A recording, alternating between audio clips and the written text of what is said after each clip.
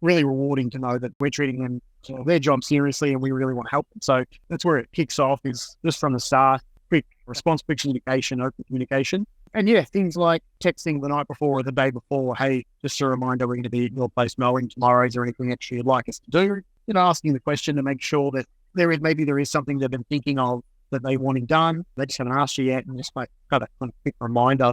Welcome to the More Than Just Mowing podcast. I'm your host, Joel Cleaver, and this is the official podcast of Jim's Mowing. If you didn't know it, it's the world's largest gardening franchise with more than 2,000 franchisees in Australia, New Zealand and Canada. And on the podcast show, we interview franchisees, our franchisors who run the regions and manage the franchisees, and also Jim himself. So there's a lot of broad range of content, and we do encourage you, if you are researching more about Jim's Mowing, about what we do, go through those episodes. It will give you a great sense of who we are. So without further delay, here's today's episode. Thanks for joining us today, Toby. You're from, is it Hope Island? You're Jim's Mowing Hope Island up in Queensland? Yeah, correct, on the coast.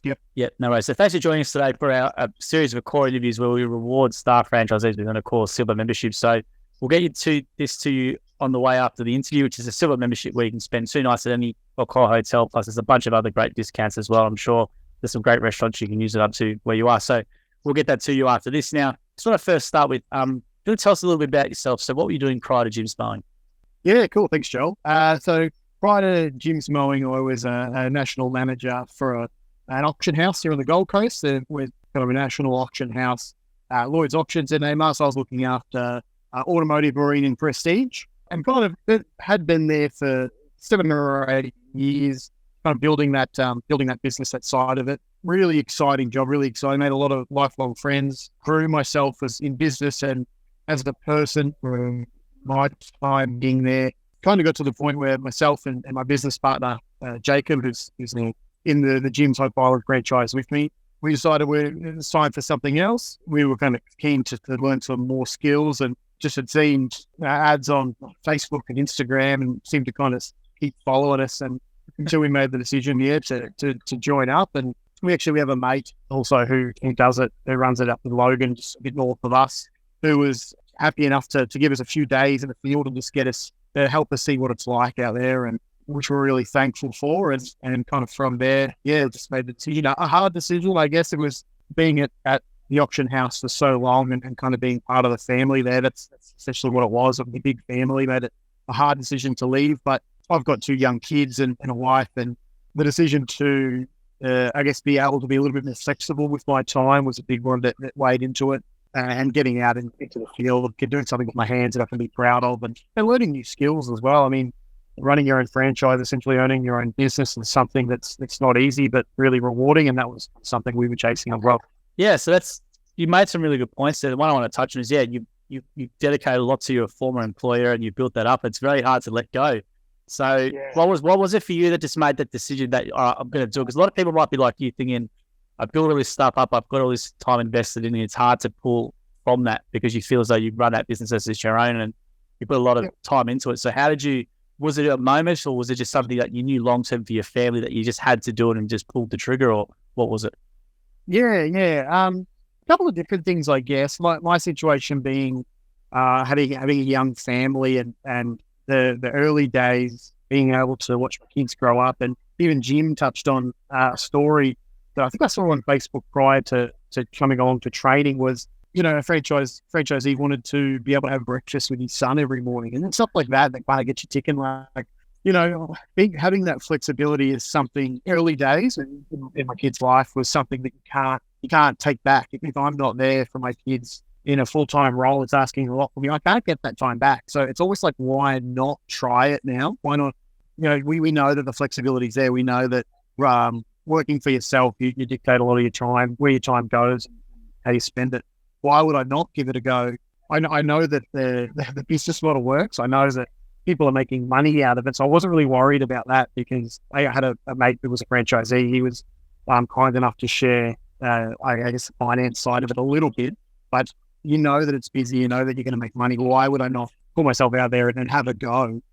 Because I can't get that time with my kids back. So that was a huge motivator. Also, my mate Jacob, he's my business partner in it. He was in a position where he did the same job for 8 years as well, but wasn't really rising up a ladder and was really eager to do something different.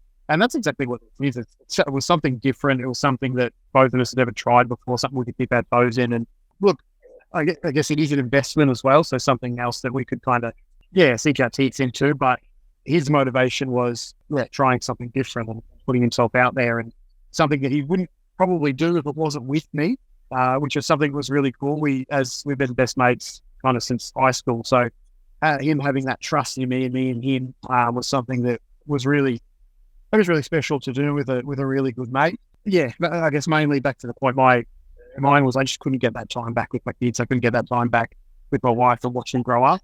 So that was a big part in me being able to go, all right, let's make this decision. I'll be able to run my own time. I guess I'll be able to have breakfast with my kids, spend the weekends with them. Winter's come around now. I get to spend a little bit more time with them. We're not as busy. So yeah, that's something that when I look back on, I'm like, if I get 10, 15, 20 years down the track in my old job and I go, I wish I had done that. Well, there's no going back. So I'm glad that I made that decision. And you see now we're 6 months in.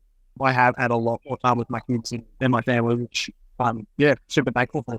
That's a great point, Toby. And you're right. It's that regret 20 years later. It's sort of like, will you not regret staying in the same job for, let's say, 25 years, or will you always kick yourself for not having a go? And what's the worst thing that can really happen? You had a go and you fail, and I'm sure with your skills you would have been able to do something else, no problem. That's in a very rare chance that ever happens with most people. But it's sort of one of those things where you just, as you said, you've got the foresight to look for your family and all that sort of stuff, and that's the time you can't get back unless you're planning on having 20 kids or something, or 15 kids. Yeah. But that's the time you can't get back, and it's great to have that foresight at your age to do that. And so, how was the training then, coming from completely unrelated field, and you've made this step into this? And did you come down to Melbourne to do the training, or did you do it online? Yeah. No, we came down. Both Jacob and I came down for the training, and huge experience. And everyone that we had in, from yourself to Jim, John, to all the guys who spoke, all added little pieces of the puzzle, I guess, that kind of had everything in our minds clicked in. So, myself and Jacob having, we know how to mow a lawn. I guess so does most people in Australia who live in a property. Didn't have any experience, hedging, landscaping, anything like that. That was probably our biggest concern, I guess. I had a lot of sales experience being in my previous role, and both of us are pretty hard workers. So we knew we had what it took to kind of build the business. It was literally just the side of it, of knowing how to service our customers. We both pride ourselves on elite customer service, which aligns with Jim and obviously Jim's group. And at the end of the day, as long as you make the customer happy, exceed their expectations, we knew that was going to be fine. It was literally just, someone asks us to relay turf. Well, how do you do that? I don't know. And a lot of the things coming from training is, it's okay if you don't know how to do it. There's always ways to learn. In our day and age, Google is your best friend. But what it does set you up with, especially as a franchisee in such a wide network, is the people around it, your franchisor and the other franchisee, have been huge helps for us for the last 6 months in just being able to, we don't know how to do something, or we don't know the best way to go about something, or we don't know the right tool to use. Just ask. A lot of people in our franchise, our franchisors have been 15, 20 years or something like that. A lot of people, a lot of the franchisees have been 10 plus years. So chances are the question we have, they've done it 10 times over. So coming down to do the training and meeting everyone was a really good insight into the support network you had. The fact that our questions we had was how to lay turf, or what do you do if you've got a 4 meter tall head? How do you trim it? Like, those questions kind of, I guess, were answered in the sense that, don't worry about it. There's someone there who can help you, or if you've got any questions. Everybody at training was so forward with, here's my mobile number, here's my email, contact me anytime, which was, unbelievable for a group as big as Jim's to have that many people in there just willing to help anyone. We're on the coast. A lot of the guys we spoke to are based in Melbourne. We don't see them a lot, but for them to give us their number, their personal number, and say, hey, you've got any questions, give us a call. That's huge. So you kind of get a lot of confidence from that, knowing that there's a huge support network there. And you're not never really going to be in trouble, because you can just, anyone's a phone call away, whether it be a franchise or who's local, or Jim or John or yourself down in Melbourne. You got a huge support network, which is really comforting to know what we were going into was fully supported. It's great to hear. And as your franchisor, was it Brendan Raggett up in Gold Coast, or was it Brian? Barry Walker. Barry Walker. I should say Barry. There's three of them, and I got the thing picked him last. So Barry Walker's been with us for a while, but you made some really good points. And now being in the business for 6 months, how was the mowing training component, especially? Did you find yourself drawing back onto that, or back to your time with being in the game for 6 months now? How's the mowing training equip you to do what you're doing? Yeah. Huge. A lot of really good points, specifically to do with being in the field, really helped us. So kind of the foundations that were set there, we're really good at stuff we didn't know that we were into training, and now we do know or relate it back. The biggest point that I guess just relate us back is the customer service side. Like that's I'm going to say 90% of it is making sure the customer feels the communication is on point, making sure that what they're asking is understood, and then just going to exceed their expectations. So I think we should communicate with the customer on what they actually want, what their vision is, being able to help them get there and then exceed that. I think that's half the battle. If they want, if all they want is a regular mow, every couple of weeks they want their lawn mowed, happy days. You've been trained to do the upselling and being able to find points of their property that we might be able to help with. Yep, that's all cool. As long as you're exceeding what they're asking, I think that's half the battle. Physically in the field, relating, what we're doing every day, back to training. All of the speakers had kind of different points to point on. Sorry, all the speakers had different points to let us know that, there are ways to learn as you go. Like I said, I mentioned before, Google was it's still a big part of us learning as we go on what customers might want. The services, a lot of the services we offer, we've actually on the Gold Coast been labelled as the cleanup guys. We've just taken on a lot of cleanup jobs, essentially big overgrown lots or big overgrown yards, and we take a day or two just to clean them up, and it turned out being 3 or 4 trailer loads. But now all the franchisees on the coast have kind of got our number saved. If a job's too big for them, they generally hand out our number to be able to help the customer out if it's more than just a few weeds or more than just some hedge trimming.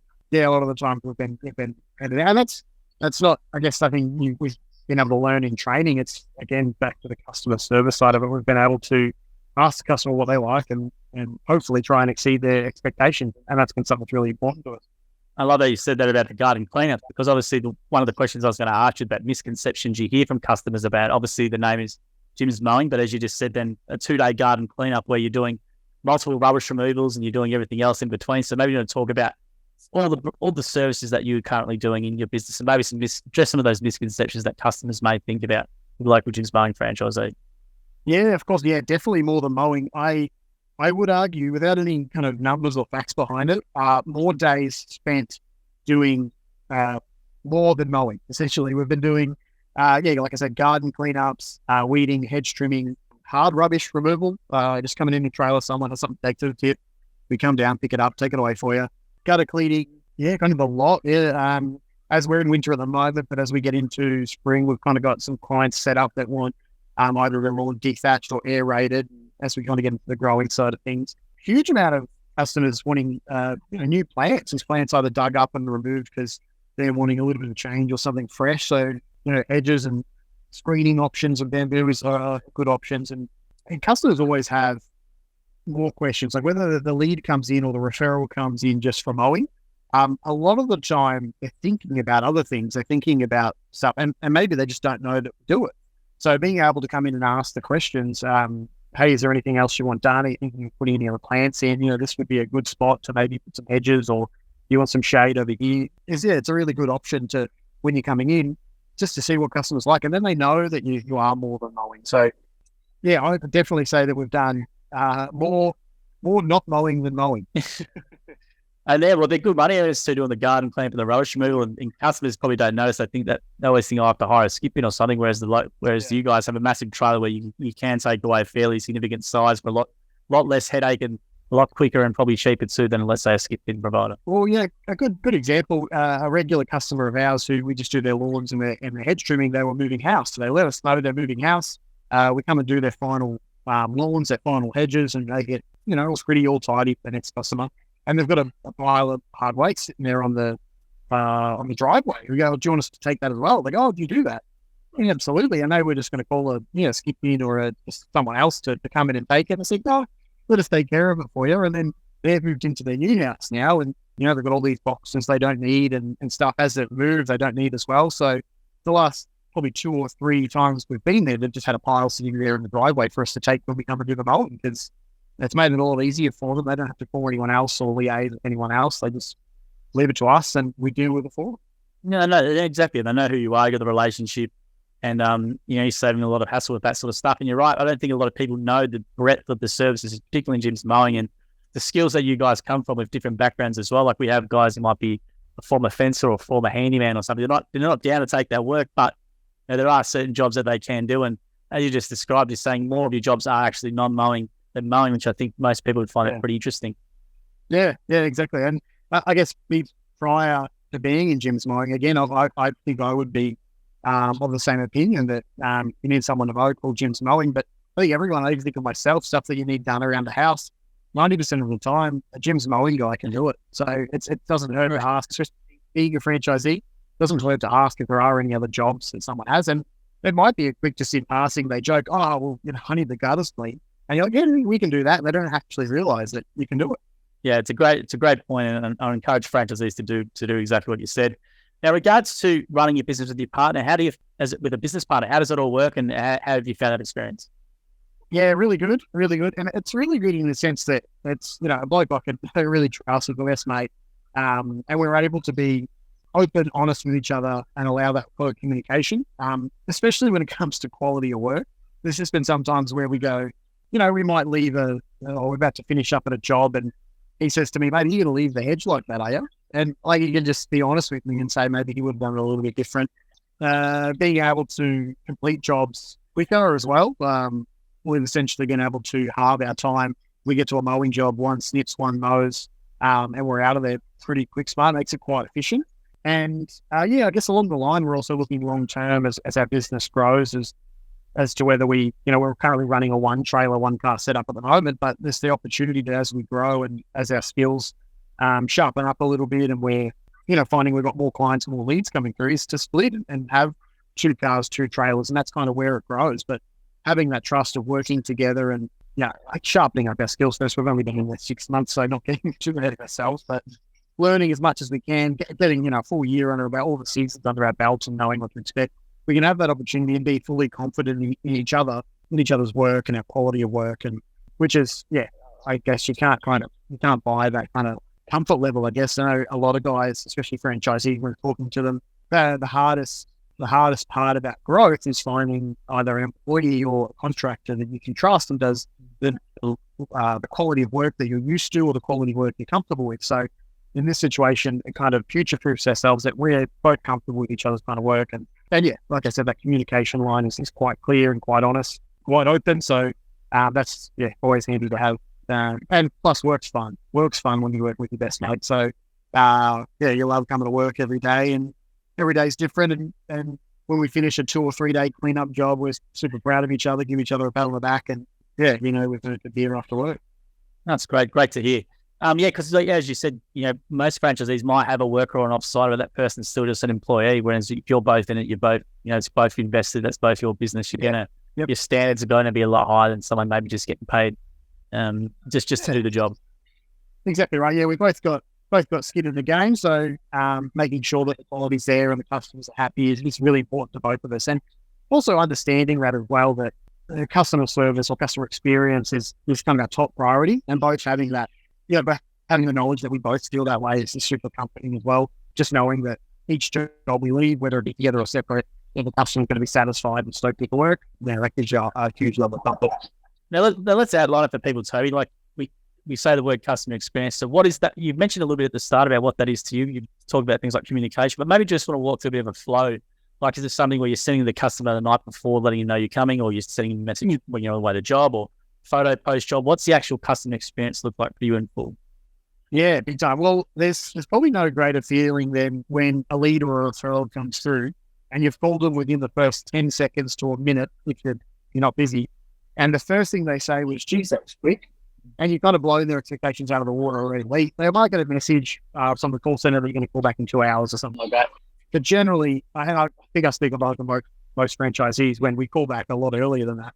And the surprise there and the, I guess, gratitude there that someone's taken their lead seriously, that's really good. It's really, really rewarding to know that we're treating them their job seriously and we really want to help them. So that's where it kicks off, is just from the start, quick responsible communication, open communication. And yeah, things like texting the night before or the day before, hey, just a reminder, we're going to be at your place mowing tomorrow. Is there anything extra you'd like us to do?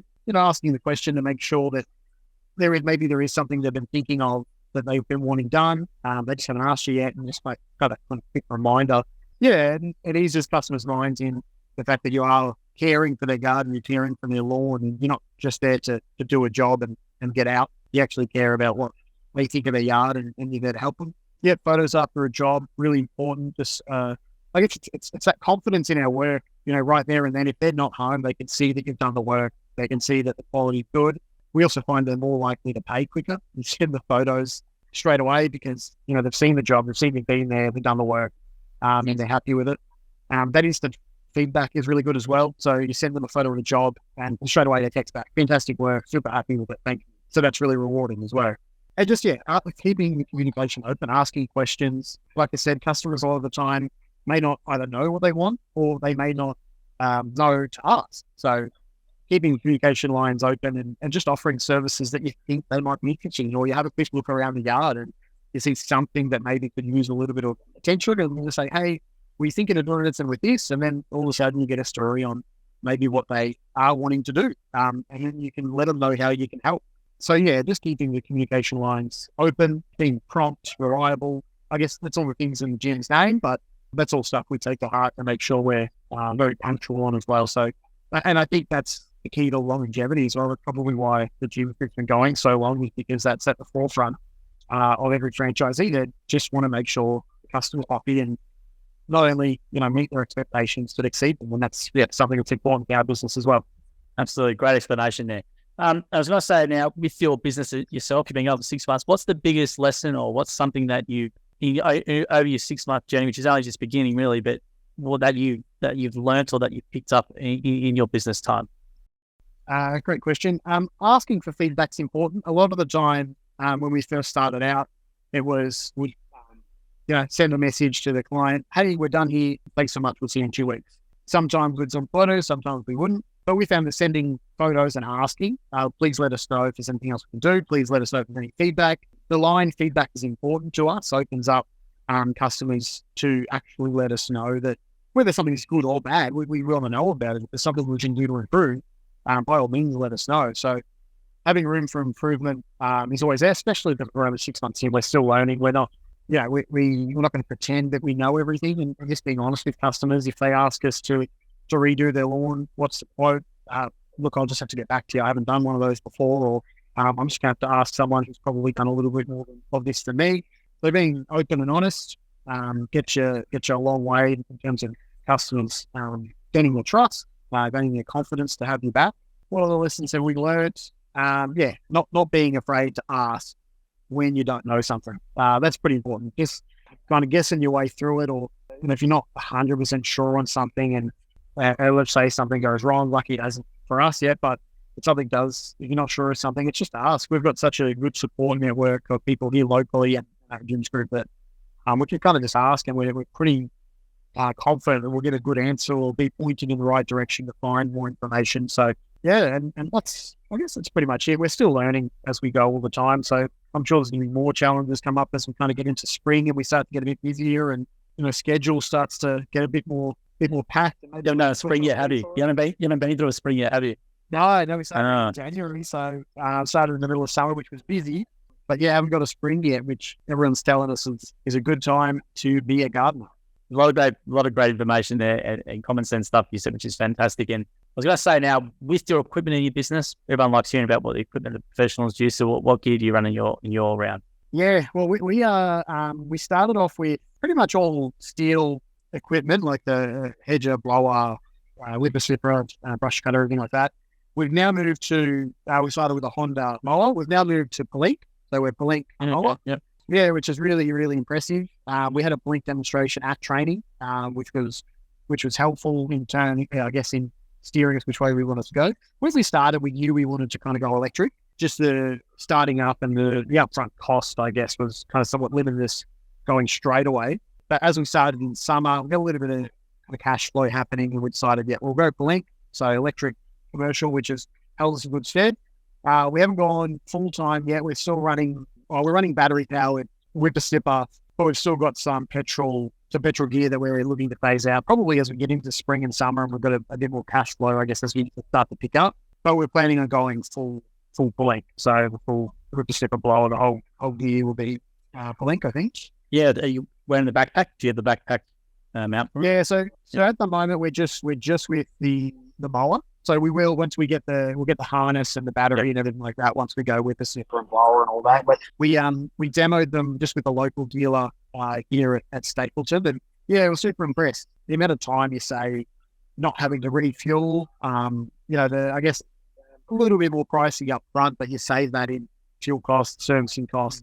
It's a lot lighter. The gear is a lot lighter and easier to use. So yeah, we're pretty happy with the decision, and we think we'll stick with it. And by all reports, the blink gear lasts a long time as well. So we're pretty happy not to be replacing gear every year or two, and kind of some blink bowlers we've been told last 6, 8, 10 years if you look after them. So getting the longevity out of like gear is important as well. Yeah, it is a premium product, but it is a fantastic product because it lasts for a full day on one battery. So, a lot of the other battery providers, but it's not a knock on them, but the technology is still where you have to have multiple batteries. If you don't have multiple batteries and chargers, you can't do it. Whereas the Palanque can do a whole day. Yeah, as you would know at the mower. And the gears, it's a lot lighter. We've actually got a few guys down here in Melbourne who use full Palanque gear for the full range in Melbourne. That's how they run their business. They don't have the full gamut where they have anything else, but they have what the setup you're going to get, and they just love it. And customers love it too because it's there's no fumes. It's all it's quieter. It looks cool as well, so they get a fair few questions out of it. And it's definitely way of the future, and it's something where I don't know what the cost of fuel is per year, but it definitely works out to save you a little bit of money in the long run. Oh yeah, absolutely. And that's you get stopped, like whether it be from the client when you're mowing their lawn or someone you're walking past, and they go, "What's that you got there? What's a little look at it? Blank bright orange. Doesn't look like a standard Honda mower. It's a little bit futuristic, a little bit spaceship like, but you get stopped and asked, and being able to educate people. And one of the first questions they ask is, what's the battery life on it? And every time we get to tell them, we've never ran out of battery. I don't think we've ever gone under 25%. On like really in a whole day. We're full days, 8 to 10 clients, and never gone under 25%. I guess the quicker you run out of batteries, the big long grass, you have to kind of go over it a few times. You're using the self-propel a lot, but no, it's done its job and lasts a long time. And you charge it overnight, and it's fine. But we've never even kind of close to running out. So it's good. Hopefully the boys from Palanque, you can send this to them and you can get some free gear or something like that. And it'd be worth trying. It is a premium product, but as a quality, like I think it was originally for all the agriculture and the wine region and stuff in France. It's a French company, and this is sort of like a side thing. They've just slowly started getting into it. It's very hard to get from a distributor. There's only limited amount of distributors as well. You can't really buy it online, or it's not at a Bunnings or anything like that. It's really highly specialized gear, but it's fantastic stuff. And it was good timing as well. As we started, we were pretty big on starting trying to start a good social media campaign just on our franchise. I mean, you spoke about it at training, and some of the guys who have kind of gone gangbusters with their Instagram and their TikToks and everything like that. And it was something that we thought we'd start from the get-go and try to build a bit of a profile on. And that's actually how we got in touch with our local Palanque dealer, was they saw sharing some gear, and then they just reached out and said, "Hey, look, we're local gear. I'm not sure if you know where we are, but we're here." And then kind of next thing we're buying a Palanque. So social media, 2023, social media is the way to make those connections and network, I guess. Well, you've given them a good testimonial, so hopefully they can give you something in return just to try, even just to try at least, just give you some stuff to try. But looking back at it, 6 months in, what sort of advice would you maybe give to others maybe thinking about? Because you're in a position where a lot of people find themselves in, have invested a lot into a company. It's very hard to pull yourself away from it, but a family sometimes will change that perspective. So maybe what's some advice for them, or what would you suggest that they do? Is it more research, or if they decide on a Jim's franchise is the option for them?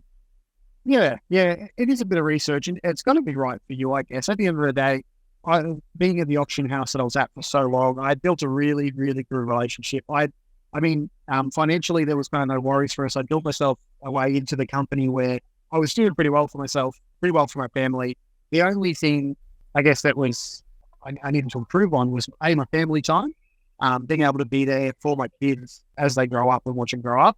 And then, at the right time, and having the universe aligned, he's just helping my mate as well get out of his, he was his previous employer for 8 years. He wanted to try something different, so helping him out at the same time as him helping me make this decision. But yeah, doing the research and making sure it is right for me. But at the end of the day, like I said, you kind of looked at it and go, why not? It's a built business, and there is a structure to it. There's all this really good training that's provided. As long as you kind of got that attitude that, to, I guess, call it a successful attitude, call it an entrepreneurial kind of attitude, as long as you're willing to build your business and I guess work hard, you can make whatever you like out of it. If your family is what's important to you, like it is to me, and you get to spend the winter with an extra, day a week at home with the kids, fantastic. Like then go for it. If you want to make a lot of money, like I know a lot of the franchisees have, absolutely, then our world's your oyster, and how big you want to make it, then go for it. There's no real, without holding anything to me, I don't think there's no real risk in it. You invest in a Jim's Mowing franchise, build it up to what you want, and the ability to either sell your franchise or sell clients, everything like that is there. So kind of just going for it and having a crack. I guess that's my advice to anyone thinking about doing it is, why not? If you know what's important to you, and you know that getting into a Jim's Mowing franchise is going to put you on a step in the right direction to getting what makes you happy, why not go for it? I mean, like I said, I didn't want to live 10, 15, 20 years down the track and go, I should have done that. But, I'm 28 at the moment, and not getting any younger. So being only young, mate, you're a lot younger than most, and you've had some good common sense and wise head in your shoulders to do that already at your young age. A lot of people don't realize that's at their 40 or 45, and then they say the same thing, I wish I'd done it sooner. So you've got in a really good time. But I was going to say, with doing this way, do you reckon, obviously we get I do the social media, we get a lot of comments, don't pay Jim, do it yourself. It's easy, just drop a few letterbox drops around the block and you're going to be busy, and don't pay those franchise fees, right? So how do you see the value of franchise fees in your head, or going about doing it by yourself? How do you sort of reconcile that, or how would you describe that to someone? Oh, when you think about what you would pay for advertising that actually gets you work and good work, the franchise fees are nothing compared to what you would pay. I mean, you think of stuff like Google AdWords or Facebook and Instagram posts, and being able to get the kind of reach. You cannot buy the trusted franchise, the trusted name of impact. You can't buy it. So having that in itself, the franchise fees pay for themselves, as well as being able to get real leads of people who actually want work done. And, we talk about it all the time in spring and summer. There's customers and clients out there who can't get their work done by gyms because there's not enough of us. So the work is there if you want it. It's just, you cannot buy those kind of customers. You can't buy the red hot leads that actually want work done. Being able to, I guess, set yourself up to meet and exceed their expectations, the way that the gym system is. Yeah. So anyone who, I guess, says, do it yourself, or it's got to be a lot harder to try and do it yourself, to build the type of database and the type of trusted brand recognition that we have at the moment by yourself. It would take, I mean, if you put it on monetary value, it would be thousands a month that we would want to spend on advertising just to keep the work there. And then you've got to build a trusted reputation. And then you've got to build, I guess, good referrals and good reviews and stuff like that. Whereas in a franchise, all that kind of stuff's already there. And then all you got to do is build your own database. You build your own client base of, local customers that you can service. And then I guess from there, that's when you get your referrals, and that's when you get your good reviews. But yeah, for anybody saying, think about what the gym's fees take, we don't think about it. It's pays for itself in what we would spend in advertising and what we would want to spend in getting a trusted brand, I guess. Yeah, I think it's like, I always, I've been for a while now, but the way I think of it is you're buying a share of intellectual property that's got like 96% or whatever it is, brand recognition across Australia for a really small amount. Like, you're trying to buy into a brand that you could use on your shirt for, let's say, McDonald's or something else that's got all that massive awareness around it. Like Jim's Mowing, in terms of, if you think of Australian brands, you've got Bunnings, you've got like maybe Dan Murphy sometimes, or your Jim's Mowing, you've got that cult, you've got that iconic IP. And to buy, you can have a part of that iconic IP, and there's thousands of people who come before you in terms of all the goodwill and the jobs that they've done for a really monthly set fee, which is really, really competitive. And yeah, it's frustrating for me because I obviously said a lot of time we'll post this video, for example, and you'll get the independents to get right in the comment section, which is fine. And there's a lot of good independents out there as well. Yeah. But I sort of think in the market, I just think, it's funny how people say do it yourself and don't pay the franchise fees when they just don't understand the true value of what that is when you're involved in the brand as you do. And also, like, you think of the support you get as well, like, which has been, I guess, crucial to us in our first 6 months in setting up from a couple of guys who they know how to mow a lawn, they know how to, edge the lawn. And from that, everything else, a little bit of common sense prevails and how to do. If you're a bit handy, a lot of common sense prevails. But having the experience of the other franchisees, of your franchisor, of the gym's national group, and all the info check and everyone who kind of comes with it in terms of what you pay for each month, it's unrivaled. Like if I was running my own independent business right now and I had to think about all of those things, as well as think about what I'm spending in advertising and whether that advertising is effective and whether my customers trust my brand. I mean, credit to the independents, because trusted independents that are out there have obviously done hard work and done a great job. And sometimes I guess it takes a bit of luck if your reel gets 100K views on TikTok or something like that. And it's hard work. And if a lot of that hard work's already been done in the last 30, 40 years by the gyms group, the franchise fees kind of pay for themselves. Like I said, advertising and the trusted brand recognition. Yeah, we don't often think about it. Yeah, I sort of think like, if you made it as an independent, you've been independent for 10 years, like you've done a fantastic job. Like if you put that independent person into a Jim's mowing system, they don't have to worry about Google Ads, they don't have to worry about website, they don't have to worry about SEO, all that sort of stuff. Just the size of their businesses would be huge. But what I'll do, Toby, is thank you very much for your time today, mate. You can see why you do a fantastic job with your customers. You speak fantastically well, and it's great to have someone after 6 months come on board and be doing really well with your business partner. So on behalf of us at Jim's Group, we want to present you with that. I'll shoot this off to you. It probably takes around 5 days to get to your inbox. You get create an account online, and then you get the silver membership, and you can use it 2 complimentary nights anywhere, a bunch of restaurants, meals, and all sort of stuff. It's like $600 worth of value. So enjoy that, and thank you for being a star franchisee and joining us today on the Mowing and Jim's Group podcast. No, thanks, mate. Appreciate it. That's awesome. And look, the call voucher is nice and everything like that, but being able to share a story and hopefully help someone, like the Facebook post and the Instagram, help myself and my business partner make the decision. I'm happy to have as well. That's my recommendation. Anyone who's thinking about it, just inquire, find out more, get a day in the field or something like that, find out if you enjoy it and go from there. I guess it's starting to shape up as one of the best decisions I've ever made for my working career as well as my business partner. So I'm looking to see how far we can take it, I guess. Yeah, we're looking to see how far you can progress, because 6 months is only really early. So we're just going to see how big you can go.